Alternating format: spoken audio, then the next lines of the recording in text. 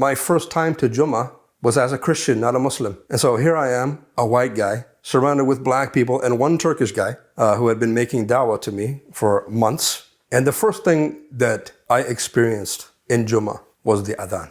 And the first time that I heard the adhan, it hit me, it hit my heart. And I turned to Omar and I said, Omar, what is this beautiful song that this man is singing? And he said, not a song, it's the call to prayer. And so he basically translated what he said. And I was just like, so beautiful, so beautiful. He said, hey, let me show you about what we do. We're gonna make wudu. So he taught me how to make wudu. And I made wudu as a Christian. Just get the whole experience, right? So I made wudu as a Christian, as a mushrik. And I sat down with Omar. And so we listened to the khutbah, and it came time for us to pray. And so Omar said, listen, sit over to the side. We're going to pray. And I said, well, wait a minute, I have some questions. When you guys pray, you said that the imam stays in the front and he reads the Quran. Does he read from the book? Does he face you and he reads to the book, reads to the people? He said, no, this imam has memorized the Quran, all of it. And I said, Omar, that book, like this thick that you gave me, he's memorized the whole thing? He said, yeah, and millions of people, Muslims, have memorized it from 7 years old, 10 years old, 12 years old, women, men, everybody. And I just thought, whoa. And everything went through my mind. These people are different. They are calling us to the prayer in a beautiful melodic voice. These people have washed their hands, their elbow, their arms, their face, their feet before they worship God. We never did that. How come we didn't do that as Christians? How come we didn't have why did we have guitars and drums and singing inside of the church? Why couldn't we have this? This is beautiful. And it always felt organic to me, normal. As a matter of fact, as a Christian attending Jumah, I felt so at home while not being a Muslim at the same time. And so Omar said, listen, okay, stand over here or sit over here. We're going to line up in rows and we're going to pray and then we'll talk after. If you have any questions, you can do that. I said, perfect. They began to pray. The imam started reciting the Quran and I just thought, he's not only reading, he's reciting. These people have loved each other and called each other to prayer.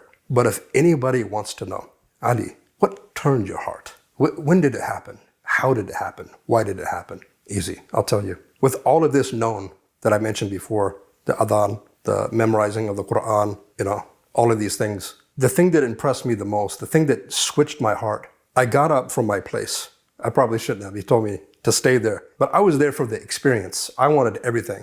And so what I did was I went to the front row and I did this. I looked down the first row of the prayer because I wanted to see if it was real. Is it real with these people? How do they look when they worship? And I saw muscle-bound men, huge men, but when they were in front of their creator, they became humble and all of that hardness was gone. Eyes were lowered in complete humility to their creator. And I stood there like this and looked at them and I said, whoa.